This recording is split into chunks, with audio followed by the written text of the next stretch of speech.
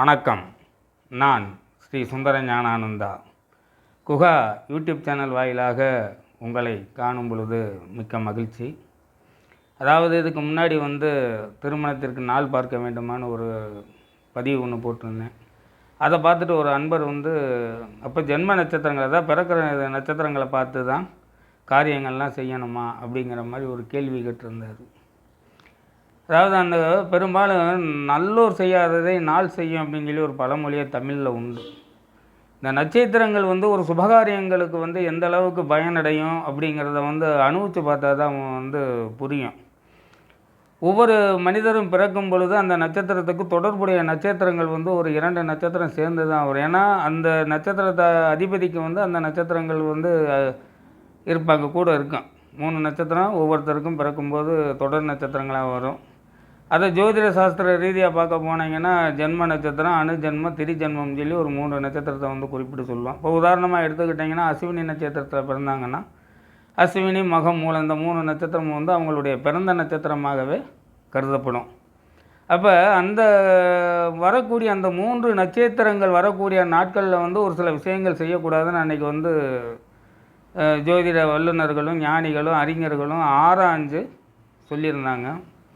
என்ன சொல்லியிருந்தாங்கன்னு பார்க்க போனீங்கன்னா, கற்பினால் 3 எண்ணெய் கூடி மலையும் சிரத்தார்த்தற் போக்கு புற்புறு பிணி மருந்து மயிர்வினை மருகலாகா மயிர்வினை மறுவலாக விற்புகளும் முதல் விற்றல் விருந்துண்ணல் அறங்கள் செய்தல் பொற்பனி மகிட மாடை புனைய நலம் அப்படின்னு சொல்லி அந்த பாடலில் வரும்.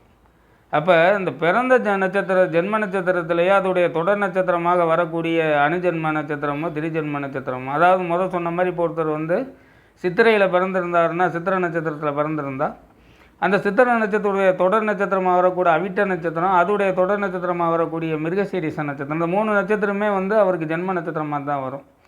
அப்போ அதில் என்ன சொல்கிறாரு, என்ன தச்சு குளிக்கக்கூடாது, அதே மாதிரி எடுத்துக்கிட்டிங்கன்னா திருமணம் பண்ணுறது, சாந்தி முகூர்த்தம் வைக்கிறது, முன்னோர்களை நினைத்து சிரத்தார்த்த திதி கொடுக்கறது, அதே மாதிரி பிணி நோய் நொடிகளுக்கு மருந்து சாப்பிட்றது, முடிமலித்தல். அந்த காலத்துலலாம் பார்க்க போனீங்கன்னா இப்போ மாதிரி சலூன் கடைகள் அதிகம் கிடையாது.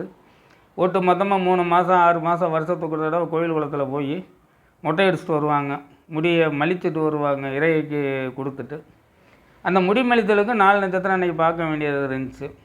அதே மாதிரி எடுத்துக்கிட்டிங்கன்னா என்னென்ன இதெல்லாம் செய்யக்கூடாதுன்னு சொன்னவங்க என்ன செய்யலாம் அப்படின்னு சொல்லி பார்க்க போனீங்கன்னா, ஒரு பொருள் வாங்கலாம், விற்கலாம், நகை நட்டு எடுக்கலாம், ஆடை ஆபரணம் அணியலாம், மகுடஞ்சூடலாம் அப்படின்லாம் சொல்லி அதுக்கான ஒரு விளக்கம் கொடுத்துருக்காங்க. இதுக்காக இப்போ ஒருத்தருக்கு திடீர்னு இதய நோய் இருந்து ஹார்ட் அட்டாக் வந்துருச்சுன்னா அதுக்காக நான் நட்சத்திரம் பார்த்து தான் போய் ஆஸ்பத்திரியில் சேர்ப்பேன்லாம் நம்ம சொல்ல முடியாது. தவிர்க்க முடியாததை நம்ம நட்சத்திரம் பார்க்காம செஞ்சுக்க வேண்டியது தான். ஆனால் தேவைக்கு நம்ம செய்யக்கூடிய விஷயங்களை நம்ம கொஞ்சம் அதை பார்த்து செஞ்சோம்னா அந்த பொருளாதாரம் மென்மேலும் வளருவதற்கான வாய்ப்பை ஏற்படுத்தி கொடுக்கும். அதே மாதிரி இன்னொரு 10-12 நட்சத்திரங்கள் சொல்லியிருக்காங்க. என்ன சொல்லியிருக்காங்கன்னு பார்க்க போனீங்கன்னா, ஆதிரை, பரணி, கிருத்திகை, ஆயில்ய, முப்புறம், கேட்டை, தீதுரு, விசாகஞ்சோதி, சித்திரை, மகமீராரும் மாதனம் கண்டோர் தாரார், வழிநடைப்பட்டோர் மீளார், பாய்தனில் படுத்தோர் தேரார், பாம்பின் வாய் தேரைதான்னு சொல்லி ஒரு பாடலே இருக்குது. அதாவது ஆதிரைங்கிறது திருவாதிரை நட்சத்திரம், பரணி நட்சத்திரம், கார்த்திகை நட்சத்திரம், ஆயிலிய நட்சத்திரம், முப்பூரங்கிறது பூரம், பூராடம், பூரட்டாதி, இந்த 3 நட்சத்திரம். அதே மாதிரி எடுத்துக்கிட்டிங்கன்னா விசாக நட்சத்திரம், சோதிங்கிறது சுவாதி நட்சத்திரம், மக நட்சத்திரம், சித்திரை நட்சத்திரம், இந்த 12 நட்சத்திரங்களில் பொருள் கொடுத்தோம்னா திருப்பி வாங்க முடியாது, கடை கொடுத்தா திருப்பி வாங்க முடியாது. அதே மாதிரி எடுத்துக்கிட்டிங்கன்னா வெளிநாடு போகக்கூடிய ஒரு நிலை ஏற்படுதோ இல்லை வெளியேறி போகக்கூடிய ஒரு நிலை ஏற்படுறதோ கொஞ்சம் பாதிப்புகளை கொடுக்கும். நோய் நொடி இந்த நட்சத்திரங்களில் வந்தால் பெரும்பாலும் தீர்றது ரொம்ப சிரமமாக இருக்கும்.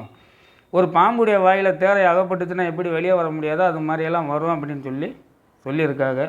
அதனால் நம்ம என்ன அப்படின்னு பார்க்க போனீங்கன்னா, தவிர்க்க முடியாத காரியங்களுக்கு நம்ம 4 நட்சத்திரம் பார்க்காட்டினாலும் தவிர்த்து நம்ம ஒரு காரியத்தை நிதானமாக செய்யணும்னு நினச்சிங்கன்னா கண்டிப்பாக இந்த மாதிரி நட்சத்திரங்களை பார்த்து நீங்கள் செஞ்சீங்கன்னா உங்களுடைய வாழ்க்கையில் நல்ல முன்னேற்றம், பொருளாதார சேர்க்கையை கொடுக்கும், வினிவிடை இல்லாத ஒரு நிலையை கொடுக்கும், உடல்நிலையில் பாதிப்பை குறையிறதுக்கான வாய்ப்பை கொடுக்கும்.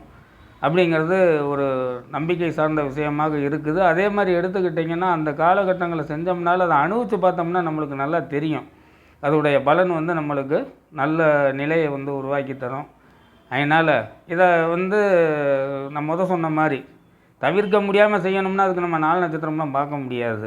இதில் தான் செய்யணும், அதில் தான் செய்யணும்னா நாளைக்கு நான் சொன்ன மாதிரி உயிர் போகிற மாதிரி இருக்கக்கூடிய காரியத்துக்கு நான் 2 நாள் தள்ளி தான் போய் ஆஸ்பத்திரி போனால் உயிரோடு இருக்க மாட்டாங்க. ஆனால் ஒரு பொருள் வாங்குறதா இருந்தால் இன்றைக்கி இல்லை இன்னும் 2 நாள் சென்று வாங்கினா நல்லா இருக்கும்னா அதை பார்த்து வாங்கினோம்னா ஓரளவுக்கு நல்ல நிலையை ஏற்படுத்தி தரும். ரொம்ப யோசனை பண்ணி செய்யக்கூடிய விஷயங்களை பூராமே கண்டிப்பாக அந்த 4 நட்சத்திரம் பார்த்து செஞ்சிங்கன்னா நல்லாயிருக்கும். நன்றி, வணக்கம்.